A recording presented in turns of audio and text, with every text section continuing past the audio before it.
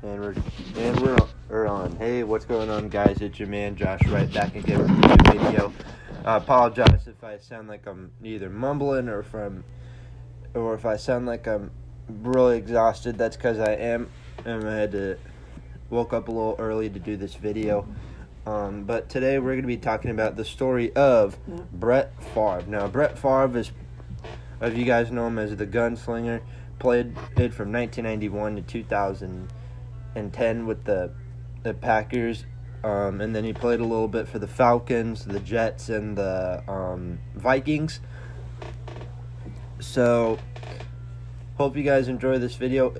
Like and subscribe. We are two subscribers away from 100, and also comment down below what athletes you guys want me to talk about next, because the Kobe video, you all seem to like the Kobe video, so you know what, we're going to continue this video series with Brett Favre, and then I'll do a video update later on the coronavirus, probably later today. But with that out of the way, let's get into this video. So Brett Favre had an interesting career in the NFL, a quarterback for almost 20 years, winning the 1996 Super Bowl, and is one of my favorite quarterbacks in Green Bay history. So if you like the Packers, hope you enjoy this special video, because we will be taking a look at the story of former quarterback, gunslinger himself, Brett Favre. So Brett Lorenzo Favre was born October 10th of 1969 in Gulfport, Mississippi. His parents are Bonita Ann and Arvin Ernest Favre. They were both teachers in the Hancock County School District. Brett is the second of four children and went to the Hancock North Central High School, playing football and baseball. If you hear me yawning, I apologize. I just woke up. Brett was known for having a great arm and obviously making him a quarterback, as well as lineman, strong safety, place kicker, and was a punter. And like most high school quarterbacks, his dad was the head coach. I say most because our head coach, his son, and is the main quarterback. Anyway, and knew his son would have great potential to make the NFL. When Brett was ready for college, Southern Mississippi gave him a scholarship, wanting him to play defensive back, but Favre was a quarterback, and of course, that's what he wanted. 1987 was Brett's freshman year at Southern Miss, making him the third-string quarterback. As a freshman, Brett started in 10 games and won 6. As a junior, Brett led his team to a big upset over Florida State on September 2nd, 1989. Favre capped a 6-minute drive in a game-winning touchdown pass in less than 23 seconds. Oh my goodness, I'm gonna need a cup of coffee after this. Brett was great during his college days at Southern Mississippi, and in 1991, in the second round of the NFL draft, Brett Favre was selected by the Atlanta Falcons. Brett agreed to a 3-year, $1.4 million deal. Jerry E. Glanville, the Falcons head coach at the time, didn't like the idea of drafting Favre. Favre's NFL debut came against the Washington Redskins. Brett's first pass of the game led to an interception return, leading to a Redskins touchdown. Brett only attempted 4 passes with Atlanta and blew 2 interceptions. After a bad first season with the Falcons, he was traded to the Green Bay Packers for running back Tony Smith. During a physical Brett had when he first came to the Packers, he was diagnosed with a vascular necrosis. Bo Jackson also had the same thing, which ended his NFL career with the Raiders in 1990, but continued to play baseball until 1994. Week 2 of the 1992-93 season, in a game with the Tampa Bay Buccaneers, the Packers were down by 17-0 at halftime. Head coach Mike Holmgren benched starting quarterback Don Majkowski, who later on had an ligament. Brett, who was 23 years old at the time, came in to take over the quarterback role.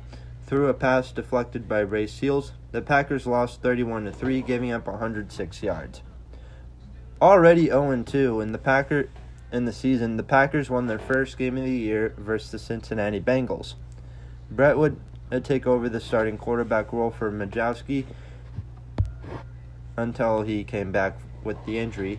The game versus the Bengals, Favre caused 4 fumbles, but the Packers still held on to their 23-17 victory. Week 4 versus the Pittsburgh Steelers at Lambeau Field in a 17-3 win. Brett's passer rating went up to a 114.6 rating. At the end of Brett's first year with Green Bay, the Packers finished with a 9-7 record, second behind the Minnesota Vikings, missing out on the playoffs. This was also the same year the Dallas Cowboys absolutely destroyed, and I mean destroyed, the Buffalo Bills at 52-17 in the Super Bowl. Guys, if you guys want me to talk about the 1990s Dallas Cowboys, I will do a video on the 1990s Cowboys. Because you might think the Cowboys are bad now. The Cowboys in the 90s were phenomenal. And I mean, they were phenomenal. Dalton Torbert, if you're watching, shout out to you. The next season was the same for the Packers, finishing 9-7, tied with the Vikings for second place, with the Detroit Lions winning the NFC North.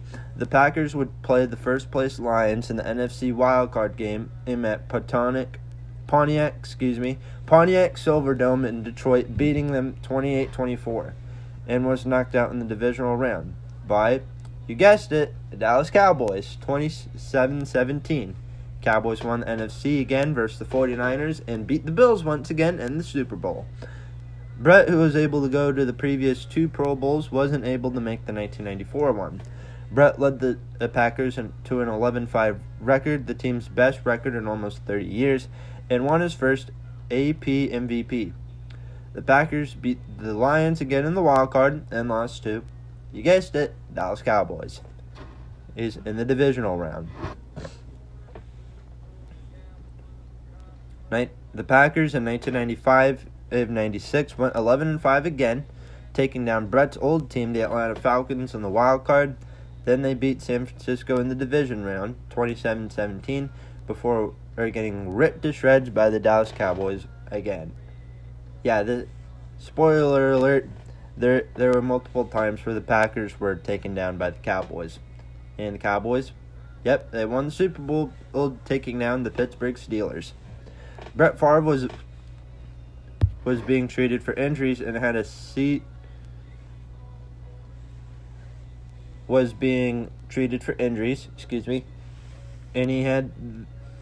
and he had started the season with an addiction to Vicodin, which caused him to suffer through a serious seizure. In May of 1996, for 46 days, Brett started going into treatments. If he didn't go, the NFL would fine him $900,000. That's a lot of paper. And yes, I stuttered there on purpose, so yeah. Brett and the Packers had a successful season in 1995-96, going 13-3, tied with the Denver Broncos for the best record, taking down the 49ers and the Carolina Panthers in the playoffs, and they took on the New England Patriots in the Super Bowl. And no, Tom Brady wasn't on the Patriots at the time. This was when they were still bad. The Patriots beat the Steelers and Jaguars to get to their part of the Super Bowl. Brett completed at 14 of 27 passes for 246 yards and 2 touchdowns, including a touchdown pass to Packers wide receiver Andre Rison. If I'm saying it, I don't know if I'm saying that name right. Packer fans, and so let me know in the comments below if I said that name right. Andre Rison. Brett also had an 81-yard pass to the other wide receiver, Antonio Freeman, the longest touchdown pass in Packer history. The Packers destroyed the Patriots in the Super Bowl, winning 35-21. Hey, it's okay. Things would change for the Patriots in 4 years later when they got their hands on a young quarterback from Michigan. The Packers continued to dominate the NFC, going back to the Super Bowl, losing to the Denver Broncos 31-24. Going into the second half of the 90s, Brett was an icon in the Green Bay area, sending his team to 2 Super Bowls, winning a ring and losing a ring. Hey man, that happens sometimes. You can't win the big game all the time.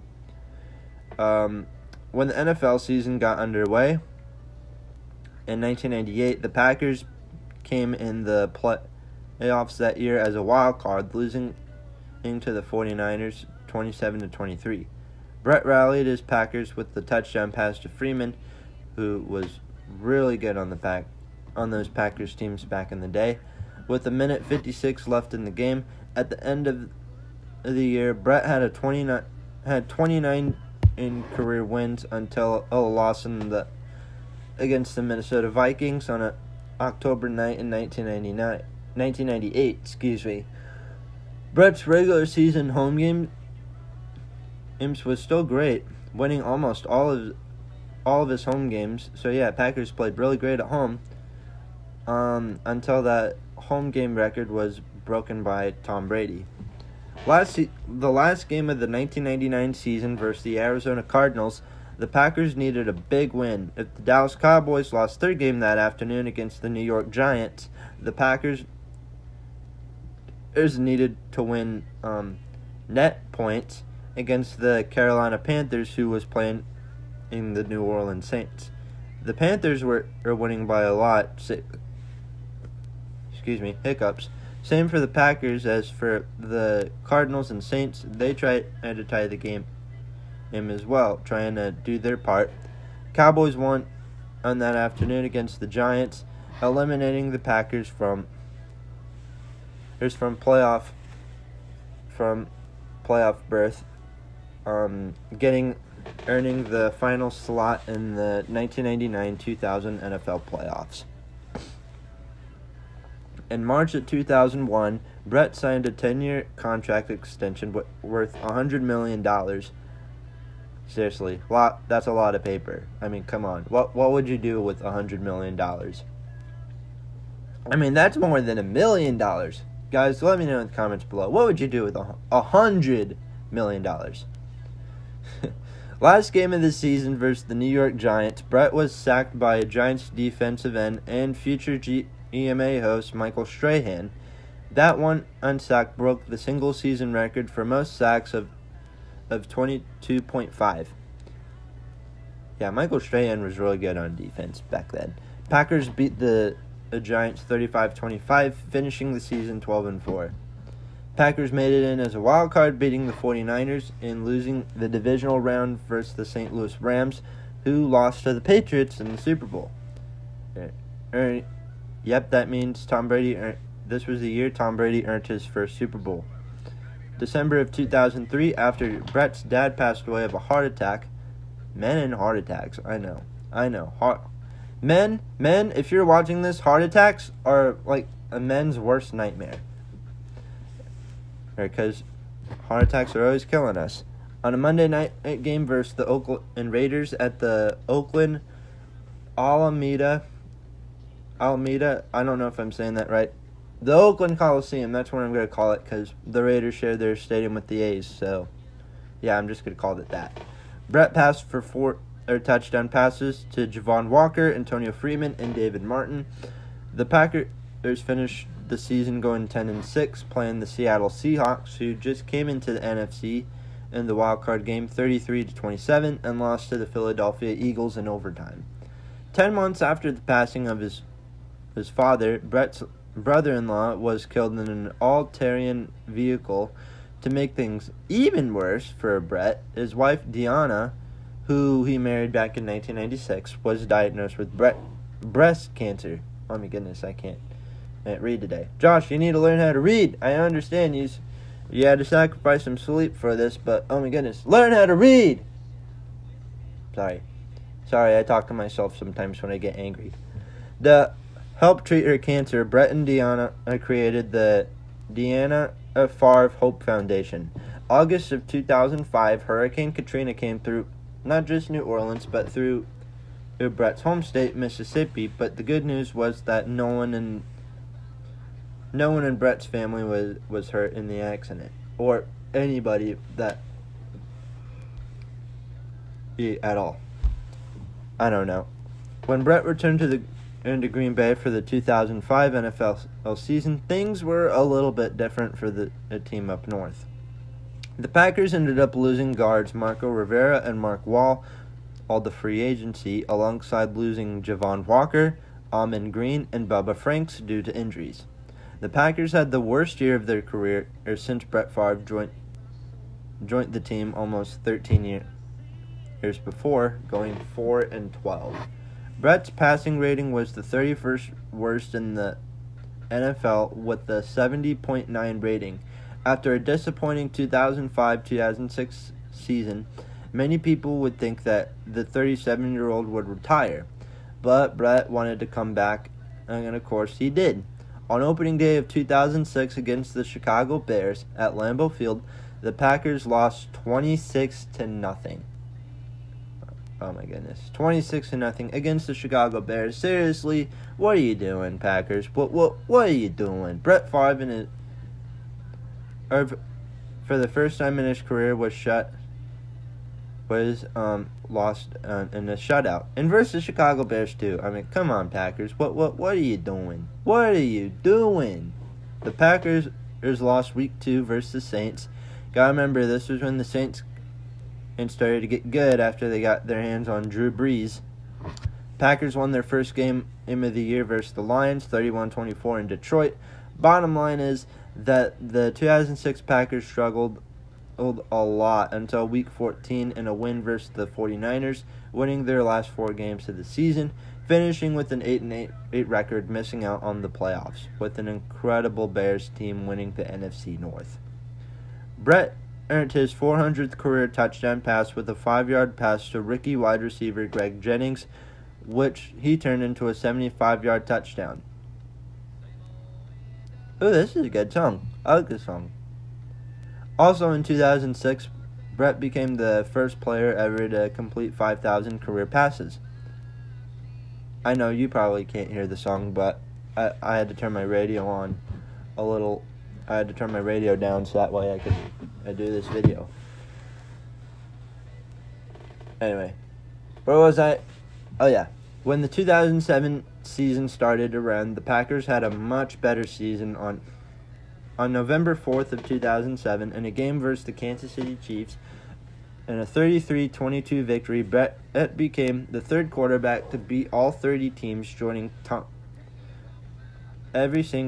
almost all the NFL teams, joining Tom Brady and Peyton Manning. On Thanksgiving of 2007, Brett led the Packers to a huge win over the Lions, 33-26. The Packers finished the season 13-3, hosting the Seattle Seahawks in the divisional round. Brett threw 3 touchdowns in a 42-40 victory, all to Ryan Gant. As for the Seahawks, they had a touchdown from Sean Alexander. Yeah. And then the Packers lost the championship game against the New York Giants. And Eli Manning went to the Super Bowl and absolutely destroyed the New England Patriots. Yay, that's one Super Bowl I don't want to remember, or one that my mom doesn't want to remember. At the end of 2006, Brett was still considering retiring. If he decided to hang up the cleats, the Packers were looking at young quarterback Aaron Rodgers, who was drafted in 2005, and didn't really get to play much. In March of 2008, Brett Favre formally announced his retirement, but he was willing to play another year and lead his team to another Super Bowl. Okay, so this was what happened. Brett sent a letter to the Packers and told them that he wanted to be released and play for a completely different team, so they could focus more on Aaron Rodgers. So that's what the Packers did. Brett was released and was sent to the New York Jets for the 2008 season. In Week 4 versus the Arizona Cardinals, Brett threw 6 touchdown passes in a 56-35 game, the most points the Jets scored that season. By Week 12, the Jets had an 8-3 record, but then slipped through the cracks a little albeit in the 34-17 loss against the Denver Broncos, followed by a 22-14 loss over the San Francisco 49ers, of course a team that Brett faced a lot while in Green Bay.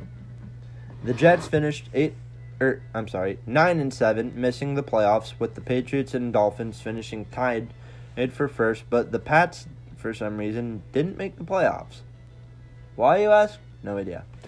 By February of 2009, Brett informed the Jets he was retiring.